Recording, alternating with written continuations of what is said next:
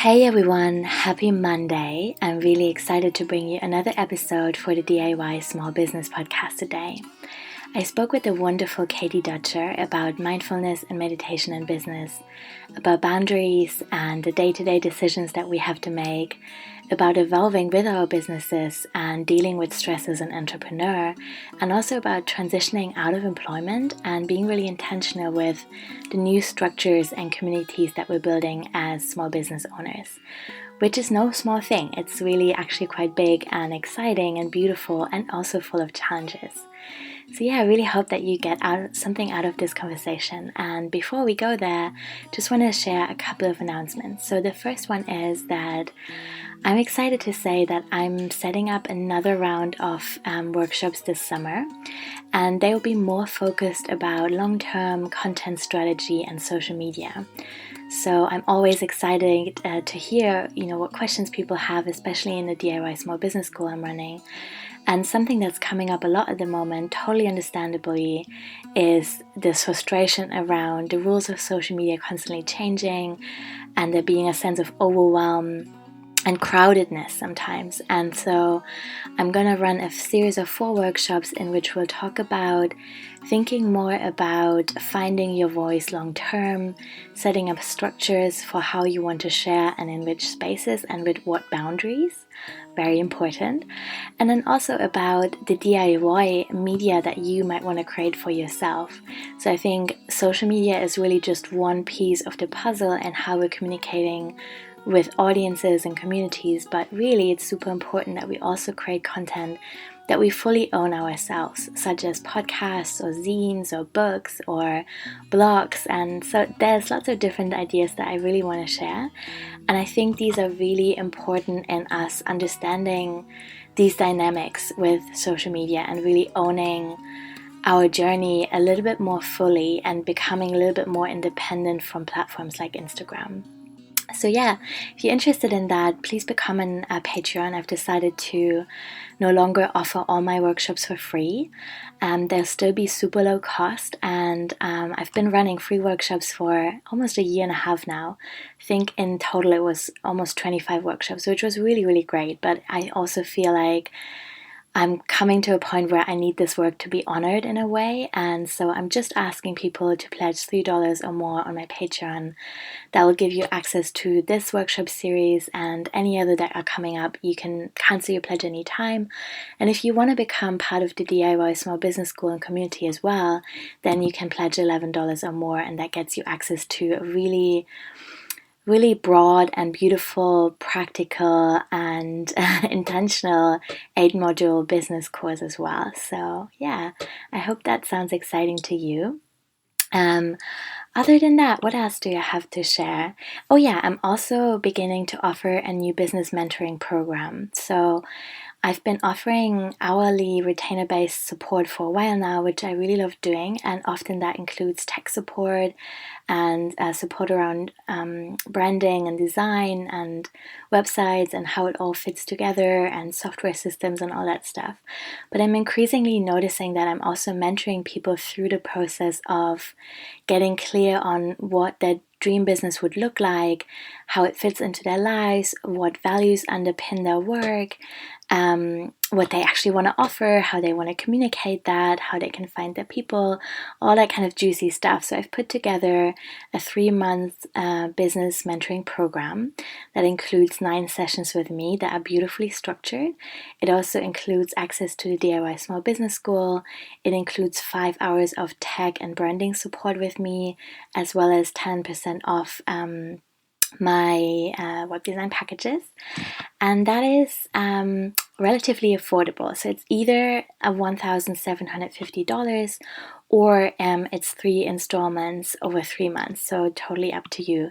But check that out. If you're interested, reach out to me. I'd love to hear from you, and I really think that could be a beautiful 3-month container to grow and get clear and finally nail down those things that you might have been struggling with for a while. So thank you so much for listening. Now on to today's interview. Hi everyone, I'm super excited to talk to Katie today. So this will be the third interview for my DIY Small Business podcast. And as you know, I'm really keen to speak to people that build businesses in different ways and who have an interesting story to tell about what it's been like to make all these decisions, and think about bigger visions and big and small strategies and all these really beautiful and complicated things.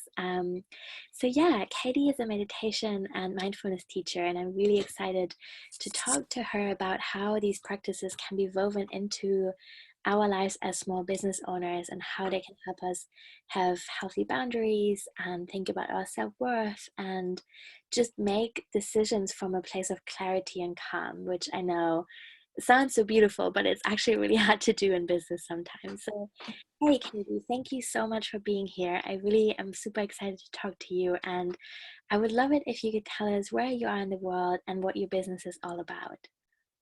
Definitely. I'm super glad to be here too. Thank you so much, Yarrow. I am living in Monterey, California, which is the central coast of California. Mm-hmm. And traditionally, the native peoples of this area were the Rumsian Ohlone and the Esalen.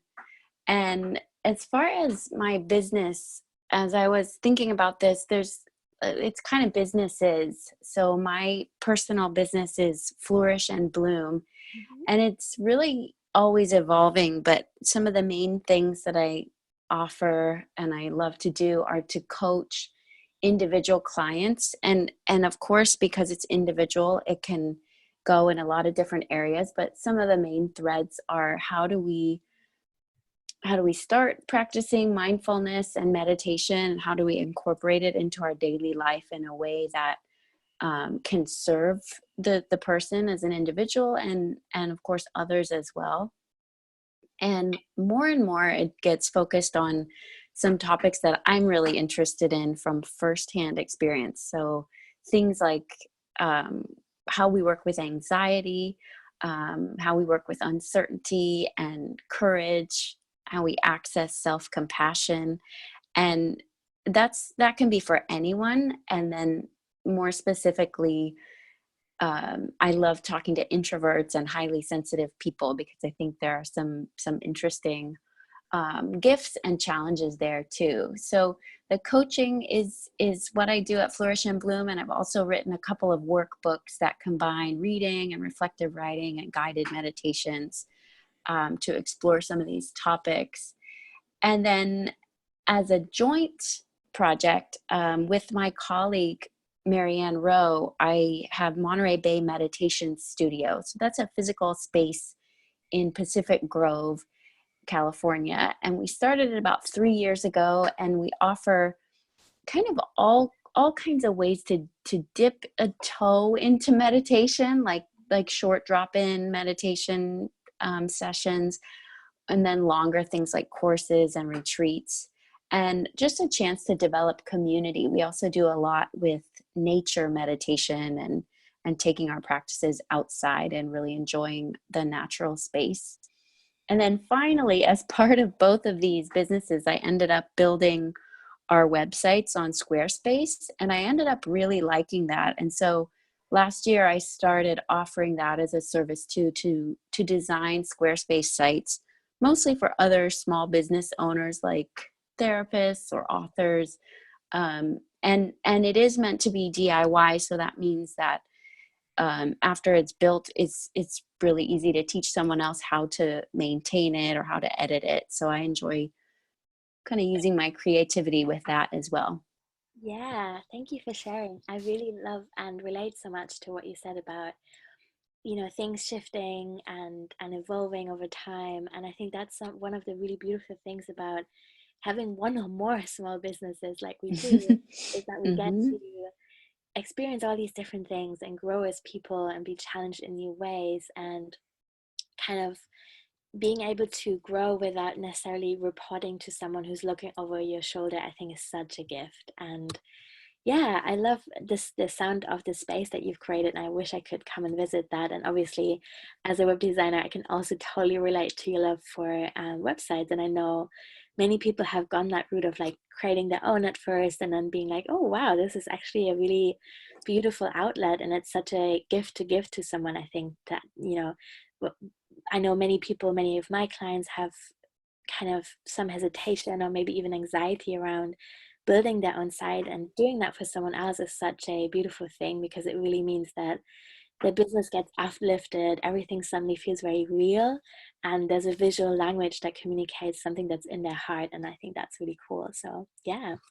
I totally agree. And I think one of the things I'm imagining, that just because of what I know of you and kind of your personality, and I hope that I'm like this too, of that just helping, not just helping with the technology, but also kind of the emotional support through that, because people get scared about messing things up or about learning something new that seems complicated. So that piece too of being able to um, not just take care of the technology, but really like support. Yeah, yeah, absolutely. I think writing an about page, for example, can bring up so much stuff. And I find that really relatable, and I really love guiding that process. I think it's beautiful to see that unfolding. Mm-hmm. Mm-hmm. Yeah, so it sounds like everything that you do is kind of grounded in mindfulness and meditation. Can you tell us a little bit more about how you first came into that world, and maybe what tradition you trained in, or what first kind of sparked that passion for you? Yeah, definitely. So I first started learning about mindfulness in about 2009. And for me, I was going through kind of a low point emotionally. I was living abroad, and certain things had just happened, like some big life changes. I had gotten married, which of course was awesome, but people came to visit, for the wedding, and then they all left. And there were just a number of things that was like kind of, it had been sort of a high, and then I felt like I was sinking lower. And so I just started searching for like the most basic things, like how to be happy, like Googling this and reading books. And one of the things that kept popping up that really sparked my interest was mindfulness and meditation.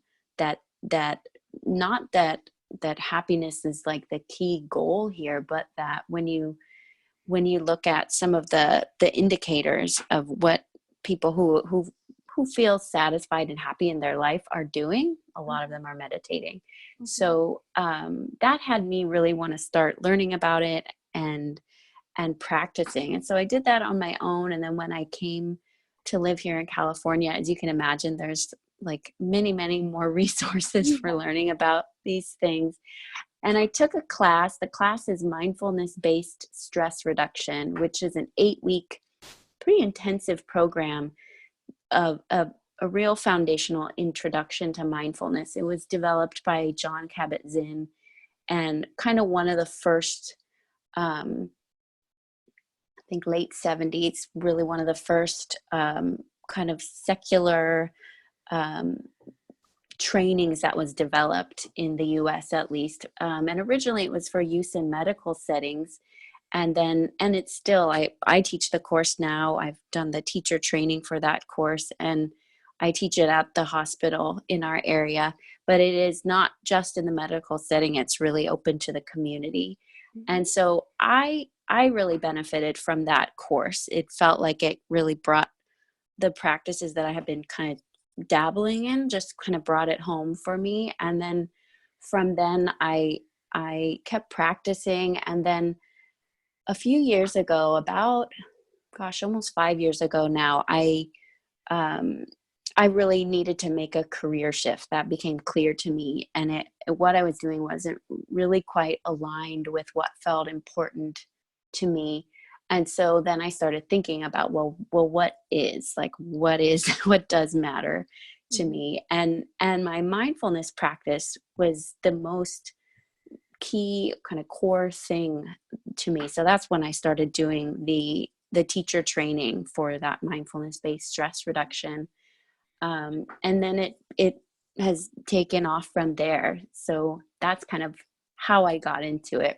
Definitely from a personal standpoint, that it's something I really believe in, because I felt it make a difference for me and continue to feel that.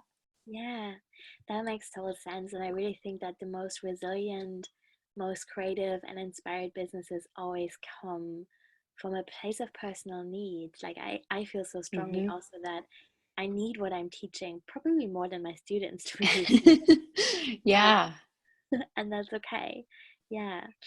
Um, so I would love to talk a little bit more about kind of how you're translating that passion into the work that you do with your clients. So when I'm imagining someone is approaching you and they're saying like, hey, I'm struggling with this area in my life, or maybe with all the different areas, Mm-hmm. how are you supporting people and what could that look like? Yeah, I do think, I mean, we're just returning to what you just said about that it's grounded in a personal experience. I think that's key to any of this, because it doesn't feel like it works. It doesn't feel like it's accessible if there's like a talking down, or any sense of like, this is how it should be done, or something like that. Like, yes, I see myself as a teacher and facilitator, but only to the extent of how I've experienced this and how I have respect for what other people are experiencing. Um, so I always even think of this.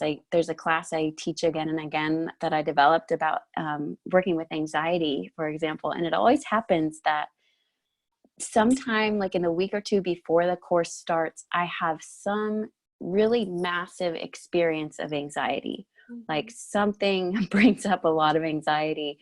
And I go through this little cycle of it's obviously it bothers me. No one likes working with anxiety. And then I have this remembering of, well, good, like good that I have a very fresh experience of what this is like, because the moment that I stop having anxiety, the moment I won't feel quite so authentic teaching about it and talking about it so much. And so that's part of it, is just always being open to my experience, and with that, open to the experience of the other person. What I love most, I is just, I feel lucky to be able to witness what happens with other people when they start um, to practice mindfulness, to kind of find a new way of being. It's like it's like watching someone waking up, or watching, I don't know, like watching flowers bloom. It's because people tend to come to learn about mindfulness maybe for similar reasons why I came to it, a feeling of not feeling quite right, or feeling like something's missing, feeling overly stressed, or kind of out of balance. And so to go from feeling like that to begin to find new ways of operating in the world that they never really experienced before, and to know that like I didn't do it. I maybe showed a doorway, but they're the one who walked through it, and who is practicing and making these little moment to moment choices of being aware and present in their own life. So Yeah. it's just such an empowering thing to see happen, and to kind of see that bloom. I Mhm. don't know if I answered your question, but Yeah. that's what I find exciting about it. Yeah, you totally did, and that absolutely makes sense to me. I think it is such a beautiful way of providing tools in a mirror and a listening ear, but ultimately also, you know, holding people in their own responsibility of needing to make those changes. And it's so much easier with support. I see that in myself and I see that in my clients all the time. And I think, yeah, so I also have the same experience of the thing that I'm attempting to teach coming up in my own life again. And sometimes that's anxiety and sometimes that's other stuff. At the moment, definitely is anxiety because we're waiting, or like we're trying to solve this whole Brexit mess in the UK right Yeah. now.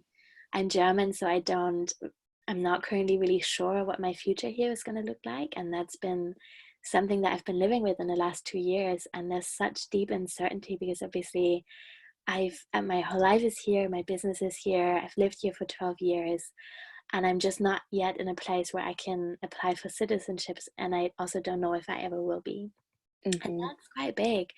So I think had you asked me 5 years ago before I started my own business and began to really need these practices in my everyday life, I would have told you that there are levels of anxiety that not even the biggest mindfulness can touch. And now I'm like, Mm-hmm. yeah, this really, really sucks, and I can acknowledge that. But also, there are moments of like so much relief in showing up for myself and my practices. And so, yeah, I'm excited that you're sharing these tools with other people too. That's great. Mm.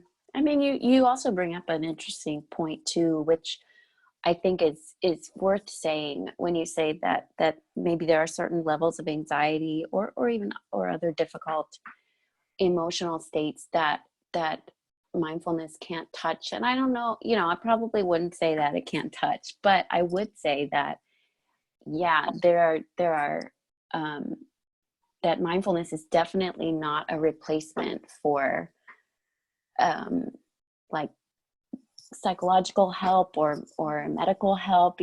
I think that's always important to say that it is a kind of a it's something that I think can help everyone, and yet in the same way sometimes something different um, or more specific is needed too. Yeah, absolutely. I totally agree. And I also think there's no shame in wanting and needing either both these things or different things at different times. And I often feel like there's maybe this like almost opposing energy between conventional school medicine approaches and then complementary therapies or modalities or tools. And I really think that in times of struggle, we should just, really throw everything at it I and find totally agree. everything that makes us feel good and hold on to that really tight. I So, totally agree. yeah. And that's even what has me, there's such a variety of things, of modalities that are available to us now. And I too, I just think if we let our doubt or kind of preconceived notions block off any of these paths, sometimes we can just really be missing out on something that would be helpful. Yeah. Yeah. I want to shift gears a tiny bit. So I know that Mm-hmm. running a small business, like so many other things in life, really can bring up a lot of stuff around boundaries and self-worth and certainty because we have to make all these day-to-day decisions and it can easily become overwhelming. I speak to people all the time who are like, gosh, like I just don't know where to start posting on Instagram or like, Yeah. where do I even start setting up a newsletter and where's my first client gonna come from? And as much as, in so many ways, I see this as such a beautiful initiation in itself and like a way to grow as a person and really create a life that's liberated or closer to what we want it to be. Mm-hmm. It's also a lot. So I would love to hear kind of what tools or thoughts that you would like to share specifically around boundaries and self-worth in business. Mm-hmm. Yeah, sure. I mean, I think one thing that's important to say, and I'm definitely still feeling this out for myself, but just thinking about it, no matter how much someone liked or didn't like whatever traditional job they might have had, um, I think it's interesting to note how much support there tends to be Mm, in a traditional job situation. yeah. There's probably a boss, there might be a team, there might be coworkers. And so even, whether you totally vibe with these people or not, there is there are these levels of support. And so when you move to having your own business, um, you get all this freedom, and then perhaps there's a sense of security or support that, like, you have to kind of be intentional about finding or building. And so this is one of the reasons why I think what you do is so important as far as community and the webinars and the teachings that you do, because it's about then being intentional about finding, well, where can I find some support with this kind of moral support, or how to do some of the things that I have to now learn how to do. So that's one thing I think comes up for me about seeing if I can reach out for types of support. Mm-hmm. But as far as my tools, when I think about the things that come up around self-worth and certainty and boundaries, I have some practices. I mean, these are some of my core practices anyway, but they're definitely what I turn to. So the first one is, probably no surprise, meditation. Mm-hmm. It sitting in meditation, I mean, it can be guided meditations. For me, a lot of times it's just silent meditation. It has me feel grounded. And it's just like letting whatever comes up, thoughts, emotions, fears, whatever it is, just kind of come up and pass through. And it's this time of not distracting myself with something else. And so I might have a thought that comes through, or maybe it comes through a couple of times, and I never actually knew that that was an issue I was thinking about or working with until I sat down and just was quiet. So for grounding and for kind of self-awareness of what's going on with me, I really often turn to meditation. And then one of my other favorite tools is writing. I do a daily morning journaling. Sometimes it's really short, sometimes it's a lot more extended. But through writing, that's another way that I really tease out what I'm feeling and maybe think about why, what are the sources of what I'm feeling. I just kind of write my way through it. And that helps me. It's kind of a mystery what all writing does and why it helps me more than just thinking about things. It keeps me on track. I think that's one of the things is when I'm writing, I keep thinking about that topic rather than drifting away in my thoughts. And what I also love about this is that writing often helps me in that very moment. I kind of have some discoveries or just get to kind of write what I'm feeling, kind of state it, acknowledge it.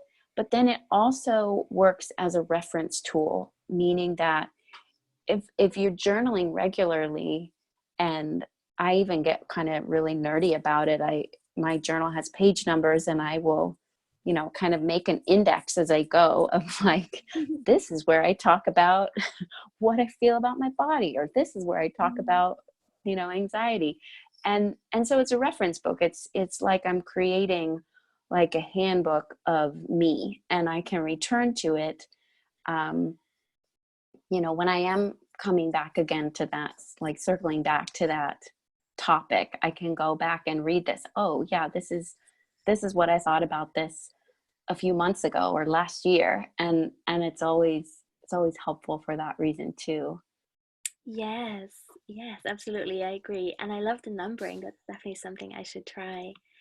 I'm rediscovering The Artist's Way at the moment, which is a book by Julia Mm, Cameron about doing morning pages. And it really is such a helpful tool. I think for me it feels a bit like a brain dump in the morning.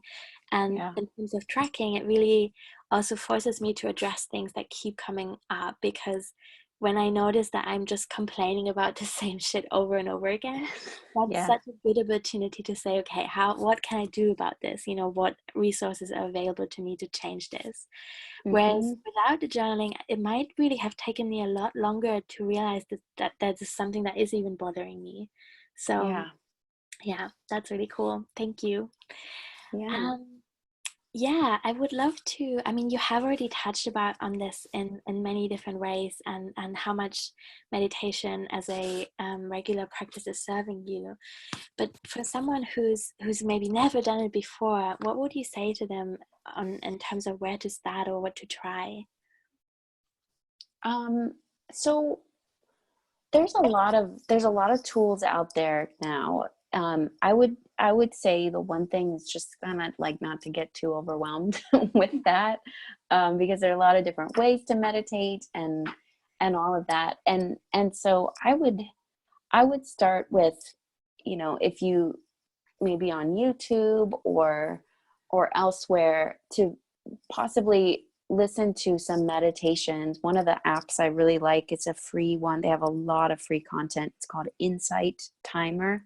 Mm-hmm. And they have tons of guided meditations. And you could just start and kind of start seeing what teachers you're gravitating toward, the voice and the way of talking. So starting with guided meditation is a great place that many people like to start. Or in many places around the world now, there are introductory mindfulness classes. So that's also a great way to just get a what feels like a kind of solid teaching, to feel like you kind of know what you're doing. But I also just want to say that that you don't actually, I don't know, I think the support is helpful, but if it at all gets in the way, if you feel like, oh, this sounds nice to just take some time and be quiet, just do that. That's fine. Like, you can just, maybe set a timer on your phone for 5 minutes or 10 minutes and just sit there and breathe. And it doesn't have to be something that's super complicated. Yes. So just, people tend to know about themselves if there's somebody that likes taking a class or kind of likes trying to just do something on their own. And that's what I would put out there. I have a free like meditation get started guide where I give more thoughts about that. But one of my biggest things to say about it is that we can just build it all up in our heads to where it seems like a really hard and intimidating thing to do, or that it needs a lot of tools or different things. And it couldn't be more like simple and low tech. Yes, I totally agree. And I also really, really love the Insight Timer app. It's such a Good. gift. I feel grateful for it every single day. And I keep discovering new people in there. And I'm also friends with some people that meditate that I know in real life, which is awesome. If Mm. I'm really honest, I'm also a little bit into the sticker situation. I just want to know that. So, because I've been on a really long streak now, and part of me obviously wants to let go of this need for outside approval. I want to do this for myself, and I know it's really good for Mm-hmm. me. So, like, why do I care about the stickers so much? But there's also something really in that I also feel okay about. That's just like, I'm on a really long streak. I'm committed to myself. I'm not going to stop now. Um, Yeah. and that feels good. I think that goes back almost to what we were talking about in a way it goes back to what we were talking about like embracing a multitude of different things and not really worrying about about if it's one or the other. Like, why, or like, why not know that you're intrinsically motivated and with your intentions, and like, yay, stickers, like, it's just all the more it's all the more like motivations to keep going. And a lot of times we need all of it. Yeah, totally. Totally agree. Yes. And before we go, I would love to circle back to the topic of boundaries a little bit, because I Yes. think that these practices that we talked about today are so helpful. And I think that being in business is also a constant invitation to think about our own boundaries and, how we want to honor our time and energy and what we're putting out there. So what are you observing in that area of how this can be helpful or how it can be challenging? Yeah. I'm glad we're circling back to this. I Boundaries is an area that I've been working with for a little while more intensively. And I think for me, I see the opposite of boundaries to be a kind of like people pleasing. And there's this draw for me, and I think for a lot of people, toward pleasing other people. And of course that applies as a person running a business. I mean, you really do want to please people. And that's not a bad thing. And at the same time, there can also be like a wish to avoid conflict. So there's all of this, I know, for me, that I've begun to notice. But I've also begun to notice, like, at what cost do I really only focus on pleasing other people and not myself. Well, the cost often for me is a real feeling of resentment sometimes, where I've committed to doing something that I really actually don't feel called to do, and then I'm committed to it and I take it that seriously. And so, feelings of resentment. And then if I'm doing something in this state of resentment or wishing I weren't, I just don't even think that I'm then bringing my best self or my best work to that, and probably not even operating as in such a connected way as I could be with the other person that I've committed to. So so that for me is a lot of what sparks me to really be working on boundaries, because that place of feeling resentful is just it just doesn't feel good at all to be there. And so it starts with, well, for me, it starts with, the writing or meditating, and really starting with self of like, what am I actually comfortable with or not comfortable with? What do I actually value or not value?